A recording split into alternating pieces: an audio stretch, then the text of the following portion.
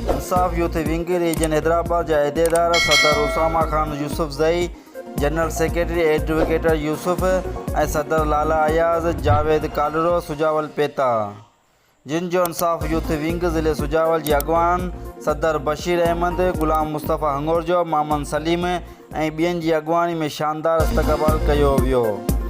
इंसाफ house Sujawal ते सुजावल ज़िले जे youth wing अॻवान ऐं कारकुननि खे ख़िताब कंदे इंसाफ यूथ विंग रीजन हैदराबाद जे अॻवान चयो त असांखे फ़ख़्रु आहे असांजो इमरान ख़ान जा वर्कर आहियूं, जंहिंजी सियासत करण जो मक़सदु मुल्क जी अवाम ऐं ख़िदमत करणु आहे। वज़ीर एज़म थियण बैदि करप्ट सियासतदाननि ऐं कामरुनि खां मुल्क लुटियल नाणो वापसि करायो। इन समेत मुल्क जी हालतुनि खे बहितर बनायो आहे, मुआशी तरक़ी खे हथ वठी ॾियारियो आहे।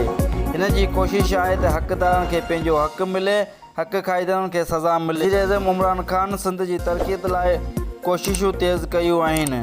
इंशाअल्लाह सिंध जे हर ज़िले खे वॾा मनसूबा मिलंदा। हिन वधीक चयो त ईंदड़ बदिलियाती इलेक्शन में किथे बि मैदान ख़ाली न छॾिबो। इन खां बैदि ईंदड़ हुकूमत सिंध समेत PTI जी हूंदी।